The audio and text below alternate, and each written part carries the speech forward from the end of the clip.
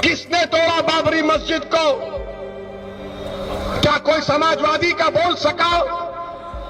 क्या कोई बीएसपी का बोल सका? क्या कोई कांग्रेस का बोल सका? मैं पूछा जाकर इन लोगों से कि बताओ तुमने ये बात क्यों नहीं उठाई, तो नजरें झुका लिए। मैं समझ गया क्योंकि मस्जिद मेरी शहीद हुई थी, इनकी नहीं हुई थी।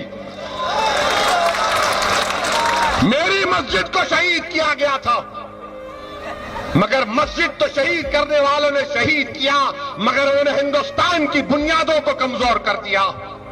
तुमने अपने जालिम हाथों से एक मुबारक जगह को शहीद किया, मगर हिंदुस्तान को तुमने हिला दिया, रूल ऑफ लॉ को हिला दिया। सुप्रीम कोर्ट ने अंग्रेजी में कहा था अपने जजमेंट में, demolition of Babri Masjid is an egregious act of criminal act कहा था।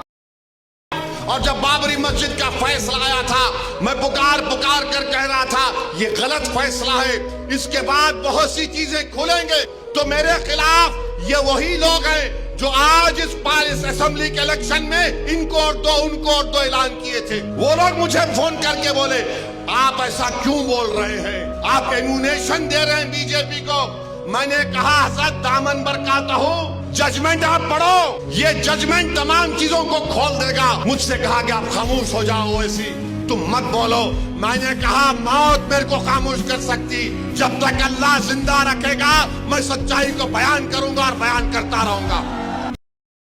हमको अगर मंत्री बनना होता तो बहुत पहले बन जाते। हमको मंत्री बनने का कभी शौक था ना है ना कभी रहेगा। हमारी जिंदगी का मकसद ये कि जो हमको वोट डालता है धूप में खड़े होकर, जो लाखों की तादाद में हमारे भड़काऊ भाषण को सुनने के लिए आते हैं, हम उनके लिए क्या कर सकते हैं। अगर जरूरत पड़ी तो हम अपनी जान को भी तुम पर फिदा कर देंगे, याद रखो हमारी इस बात। साथ मिले 60,000 बच्चे और बच्चियां पढ़ रहे हैं तेलंगाना में।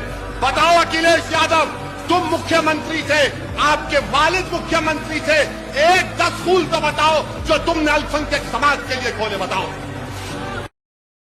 आप हर मस्जिद को छीनना चाहते हैं। आप बताइए 17 करोड़ मुसलमानों को क्या पैगाम दे रहे हैं आप कि आप हर मस्जिद को छीन लेंगे मुझसे, फिर मेरा वजूद किस माने रखता है। नरेंद्र मोदी इस मुल्क में तारीख लिखना चाहते हैं कि मैंने इस देश को, गांधी अंबेडकर के देश को मैंने हिंदू राष्ट्र बना दिया। आज मुल्क के 17 करोड़ मुसलमान भारत के वजीर आजम पर एतमाद भरोसा नहीं करते, बिल्कुल नहीं करते। बता रहा हूँ, खुल के कह रहा हूँ। इस सरकार में कोई हद नहीं छोड़ी है गलत हुक्मरानी की, नफरतों को भड़काने की, कोई हद नहीं छोड़ी गलत फहमियों को फैलाने की, और कोई हद नहीं छोड़ी इस मुल्क के अवाम नास को तर्क करने की। क्या नरेंद्र मोदी ने पार्लियामेंट को नॉमिनेट किया या पार्लियामेंट ने नरेंद्र मोदी को प्रधानमंत्री बनाया, बताइए। 81 के एक्ट को नहीं मानते सर। 2 ही तो सेंट्रल यूनिवर्सिटी है मुसलमानों के। 1,80,000 आप ही के सरकार के दौर में मुसलमान हायर एजुकेशन निकल गए।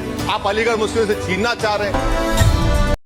मुझसे पूछा जा रहा है कि 500 साल पहले तुम्हारी मस्जिद थी, नहीं थी। ख्वाजा अजमेरी की दरगाह कह रहे नहीं है। अरे सर, अगर मैं इस पार्लियामेंट में खोद दूं, इसमें गड़ा कर दूं, तो खाने जहां का हिस्सा मिलेगा तो मेरी हो जाएगी। ये तब्दील मजहब नहीं कर सकता। सरकार से पूछना पड़ेगा मुझे अपना मजहब बदलने के लिए। अम्बेडकर आज जिंदा होते तो बाबा साहब को भी कहते कि आप जाकर परमिशन लो, तो अब मजहब बदलना पड़ेगा आपको। वजीर आजम कहते कि वक्फ का ताल्लुक संविधान से नहीं है। अरे कौन पढ़ा रहा है वजीर आजम को आर्टिकल 26? पढ़ा लीजिए। मकसद क्या है कि वक्फ की जायदादों को अक्सरियती तबके के लिए छीन कर दे दिया जाए। लैंग्वेज का, जबान का तहफ़्फ़ुज़ है, उर्दू को खत्म कर दिया गया। वो उर्दू जिसके हमारे मुजाहिदीन आजादी ने नारा दिया था, इनकलाब जिंदाबाद का, उस जबान को आप खत्म कर रहे हैं। आप कल्चर की बात इनसे पूछ लीजिए, वो बोलेंगे नहीं, हमारा जो कल्चरल नेशनलिज्म है वो कल्चरल नेशनलिज्म नहीं है बीजेपी का। वो कल्चरल नेशनलिज्म आला जात का, हिंदुत्व का नेशनलिज्म है, जो भारत के इंडियन नेशनलिज्म से बिल्कुल मुख्तलिफ है।